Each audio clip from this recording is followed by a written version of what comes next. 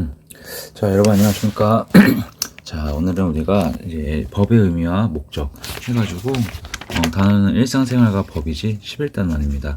교과서는 202쪽을 피면 될 것 같고 한번 오늘도 선생님이랑 사회 공부 열심히 한번 해봅시다. 자, 202쪽 폈어요. 자, 법의 의미와 목적 보자. 자, 규칙이 없다면 어떤 일이 벌어질까?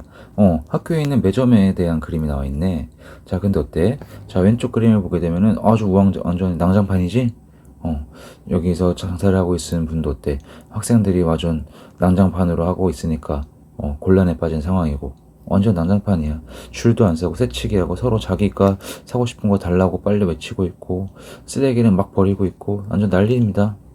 자, 근데 옆에를 보게 되면 어떡해? 저 옆에 새롭게 뭐가 등장을 했어? 규칙이 등장을 했네. 줄 서서 기다리고 쓰레기는 수레팅에 버리고. 자, 이런 규칙이 등장을 하게 되니까 학생들도 줄을 서가지고 잘 물건을 사고 있는 것도 볼 수 있고, 물건도 이제 먹고 난 쓰레기도 쓰레기통에 버리니까 얼마나 어때? 아주 보기 좋죠? 자, 이렇게 해서 우리가 오늘 배우는 것은 자, 규칙이란 것과 그리고 법에 대해서 한번 공부를 할 거야. 우리 사회가 안정되게 제대로 돌아갈 수 있는 법에 대해서 한번 배우는 시간을 갖도록 합시다. 밑에 있는 문제는 여러분 한번 교과서에 제대로 한번 써보면 좋을 것 같아요. 그리고 우리는 203쪽으로 넘어갑시다. 자, 법이란 무엇일까? 한번 교과서 내용을 보면서 알아보도록 합시다. 자, 사람은 혼자서 살 수 없어. 그렇죠? 그래서 우리는 사회를 이루어서 다른 사람들과 어울려 살아가고 있습니다. 자, 근데 사람들은 다 개개인의 특성이 있잖아. 그러니까 함께 살다 보면 어때요, 여러분? 다툼이 생기기도 하죠? 우리 교실에서 어때? 서로 싸우는 경우도 많잖아. 친구들끼리. 내랑 생각이 안 맞는다는 이유만으로. 그쵸? 근데 교실뿐만이 아니라 더 나아가 사회로 보면, 사회 전체로 보면 다툼이 더 얼마나 많겠어. 자, 이런 다툼이 계속되면은 사회는 당연히 아까 옆에 있는 매점에서도 볼 수 있듯이 사회는 더욱더 혼란스러워질 수가 있습니다. 자, 그래서 이러한 혼란을 막고 사회 질서를 유지하기 위해서 어떻게 했어? 우리는 사회 구성원들은 규칙을 만들었다는 거지. 아까 매점에서도 그런 혼란스러운 상황을 막기 위해서 규칙을 만들었었잖아. 새치기를 하지 않고 줄을 섭니다. 그리고 쓰레기는 쓰레기통에 버립니다. 이런 규칙을 만들었었지. 자, 이런 것들을 우리는 뭐라고 한다? 그렇지. 사회 규범이라고 하고 있습니다. 그래서 우리 사회는 사회 규범이 되게 다양하게 있다는 거야. 다양하게 있는데 그 중에 대표적인 거는 뭐가 있다? 그렇지. 법과 도덕이 있습니다. 그래서 여기서는 우리가 법과 도덕을 비교할 수 있어야 돼. 자, 한번 보자. 자, 법은 뭐라고 나와 있어? 그렇지. 사회 질서를 유지하고 정의를 실현할 목적으로 누가 만들었다? 그렇지. 국가가 만든 사회 규범이다. 사회 규범 중에 하나라 그랬어. 자, 그럼 법은 모든 사회 구성원이 반드시 따라야 하는 그렇지. 강제성을 띱니다. 이건 누구나 다 따라야 돼. 예외가 되는 사람이 없어. 강제성을 띱니다. 그렇기 때문에 이 법을 지키지 않으면 어떻게 돼? 국가로부터 제재를 받죠? 그치. 끌려가서 형법에 의해 가지고 어떻게 돼? 처벌을 받잖아. 법원에 가서 징역이라든지 벌금형에 처한다든지 이런 식으로 제재를 받습니다. 처벌받는 것이 그 애다. 자, 그러면 또 하나의 사회규범인 도덕을 봅시다. 도덕은 인간이 마땅히 지켜야 할 도리를 뜻합니다. 자, 도덕은 양심에 따라 자율적으로 지키도록 하는 사회규범. 양심에 따라 새치기를 하지 않는다든지 부선횡단을 하지 않는다든지 도둑질을 하지 않는다든지 그런 것들이죠. 자, 그래서 여기서 도덕은 뭘 중시해? 행위의 동기를 중시하는 거야. 동기를. 자, 법은 뭘 중시할까? 결과를 중시합니다. 법을 어겼어. 법을 어긴 그 결과를 중시하는 거고, 도덕은 그 사람이 양심에 따라 어떻게 행동했는지 그 동기를 중시한다는 거야. 자, 옆에 보면은 법과 도덕의 비교 표가 자세하게 나와 있죠. 자, 이거 꼭 기억해 두자. 자, 법은 행위의 결과를 중시한다. 도덕은 행위의 동기를 중시한다. 정반대지. 자, 그 다음에 특성을 보게 되면 법은 강제적이야.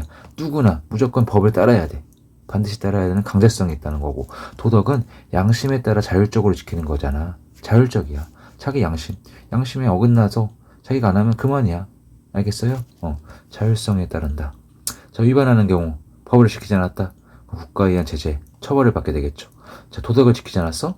그러면 그냥 법에 의해서 처벌을 받습니까? 아니지. 그냥 양심의 가책. 내가 쓰레기를 버렸네. 내가 새치기를 했네. 그런 양심의 가책이라든지 사회적인 비난. 자, 손가락질 하겠죠. 제 횡단보도 무단횡단했다. 새치기했다. 도둑질했다. 이런 식으로 사회적인 비난을 받는다.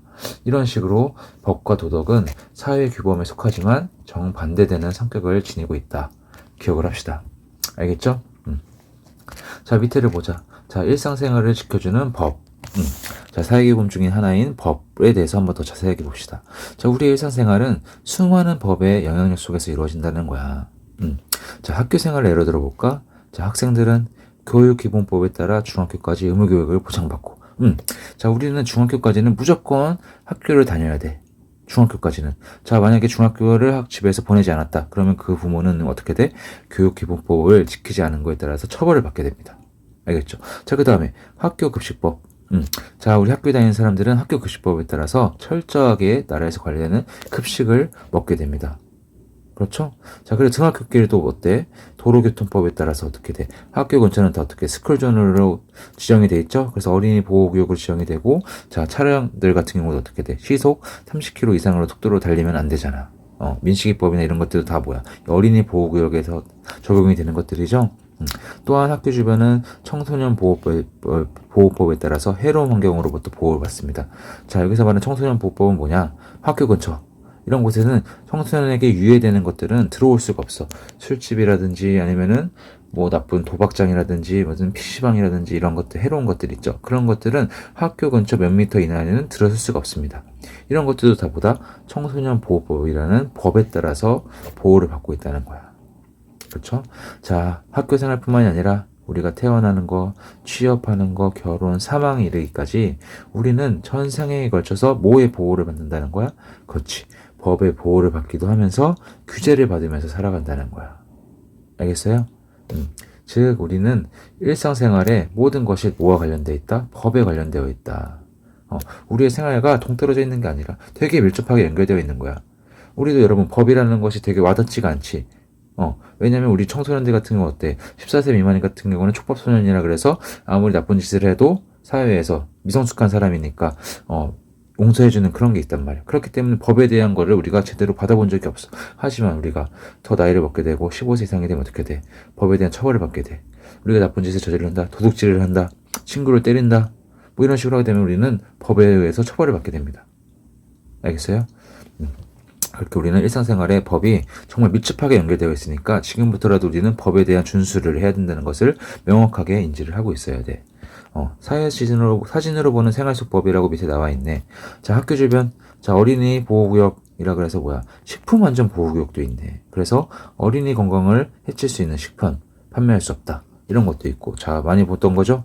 어린이 보호구역 30km 이내로 달려야 합니다. 도로교통법에 의해서 지켜지고 있고. 자, 음식점에서는 재료의 원산지를 꼭 표시해야 되죠. 원산지를 속여가지고 수입산을 국내산으로 둔갑시켜서 판다든지 이러면 안 돼. 뭐에 의해서? 농수산물 원산지 표시에 관한 법률에 의해서 이런 게 지켜져야 되는 거고. 자, 또한 아이가 태어나면 부모님은 뭘 해야 돼? 출생신고를 해야 되죠. 자, 가족관계 등록에 관한 법에 의해서 우리는 출생신고를 해야 됩니다. 이렇게 우리는 모든 분야에서 법에게 적용을 받고 있다. 법은 밀접하게 우리의 삶과 연관되어 있다는 것을 알 수가 있습니다. 자, 뒤로 넘어가서 204쪽의 법의 목적은 무엇일까? 그럼 우리 일상생활과 이렇게 밀접한 법은 왜 만들어졌었는지 한번 그거의 목적을 보자. 자, 분쟁 해결과 권리 보호. 사람은 그렇지, 아까도 뭐랬어. 살다 보면은 다 저마다 개인적인 특성이 있고 하다 보니까 다툼이 일어날 수밖에 없다 그랬죠. 그러면은 분쟁이 생기기 마련이야. 자, 그런데 이 분쟁이 발생했을 때 옳고 그름을 가리기 위해서는 뭐야? 기준이 필요하잖아. 기준. 누구 말이 맞는지. 어떤 무슨 잣대가 있어가지고 그 잣대에 의해 가지고 옳고 그름을 판단할 수 있어야 된다는 거야. 그 기준이 우리는 뭐야? 현대사회에서는 그렇지. 법이 그 기준을 하고 있다는 겁니다. 자, 법은 분쟁이 발생했을 때 공정하고 객관적인 판단 기준을 제시함으로써 분쟁을 해결하고 나아가서 해결하는 것뿐만이 아니라 어때? 법이 있으니까 분쟁을 예방하는 예방적인 역할도 한다는 거야. 객관적이고 공정하고 객관적으로 법에 딱 명시가 되어 있습니다. 이거에 의해서만 판단을 하게 돼. 주관적이거나 그런 게 없다는 거야. 법이 어떻게 되면 어떻게 돼. 주관적으로 그때 뭐 내가 누구랑 친하니까 이 사람 편을 들어줘야겠다. 뭐 이런 것도 등장할 수가 있잖아. 하지만 법으로 해서 어떻게 됐다는 거야. 공정하고 객관적인 법의 명시가 딱 되어 있어 보니까 그런 것들을 예방할 수가 있는 거죠. 자, 또한 법에는 개인에게 어떠한 권리가 있는지, 그리고 권리를 침해당했을 때는 어떻게 구제받을 수가 있는지 명확하게 규정이 되어 있습니다. 그렇기 때문에 법은 국가나 다른 사람이 다른 개인의 권리를 함부로 침해하는 것도 막아주고, 또한 권리가 침해되었을 때 이를 구제해 줌으로써 개인의 권리를 보호해 준다는 거야. 알겠죠? 그래서 법의 목적 크게 봤을 때 두 가지죠. 하나는 뭐다? 분쟁을 해결해 주는 역할을 하고, 두 번째로는 권리를 보호해 주는 역할을 하고 있습니다.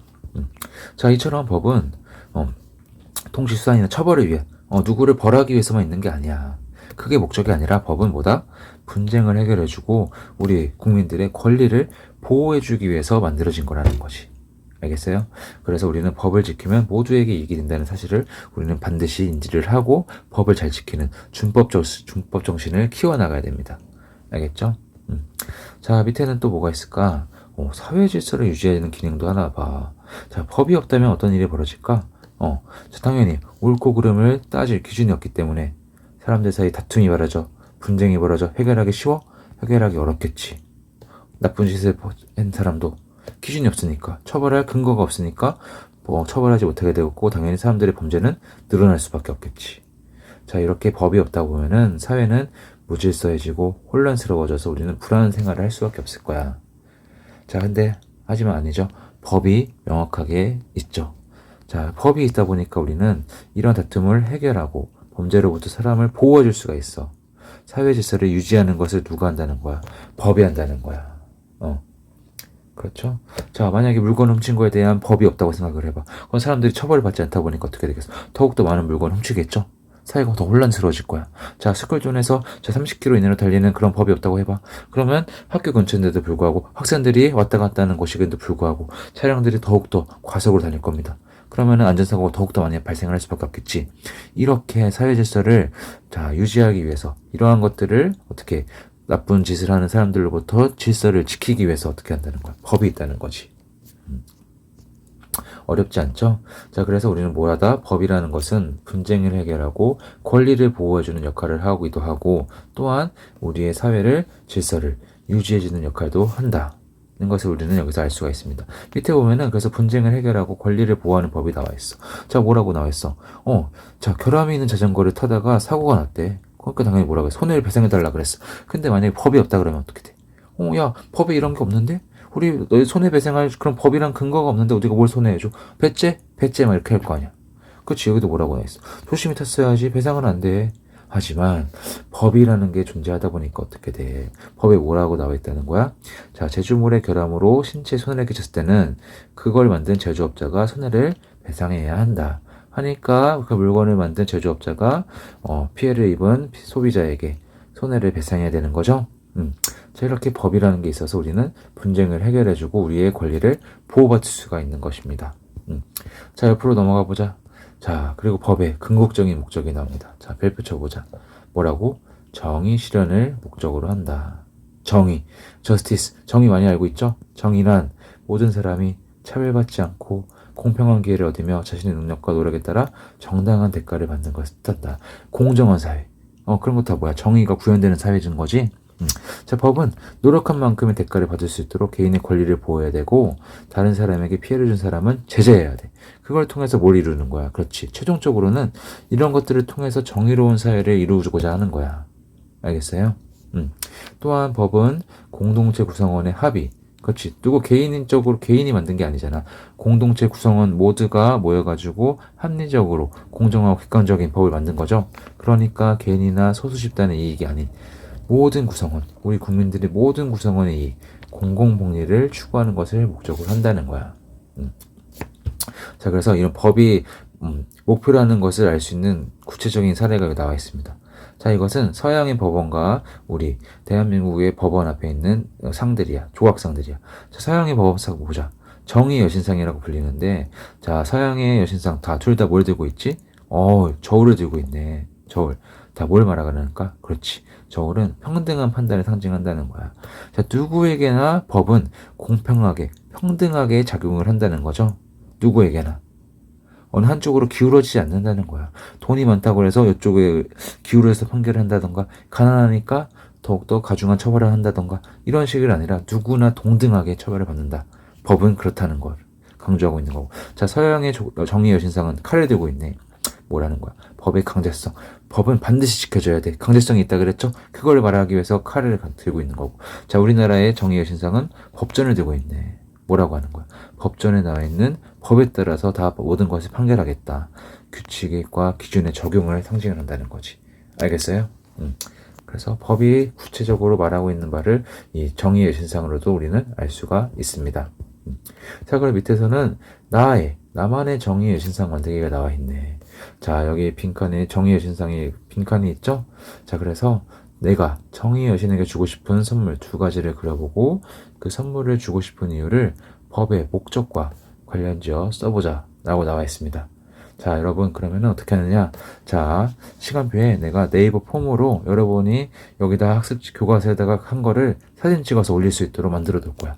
자, 여러분은 205쪽에 있는 이 나만의 정의의 신상 만들기를 다 채워놓은 다음에 사진을 찍어서 네이버 폼에다가 올려주면 됩니다. 다 할 수 있겠죠? 자, 오늘 이렇게 해서 한번 다 법에 대해서 한번 배워봤습니다. 자, 문제 한번 통해서 한번 확인해보는 시간을 한번 가져볼게요. 자, 밑에 보자.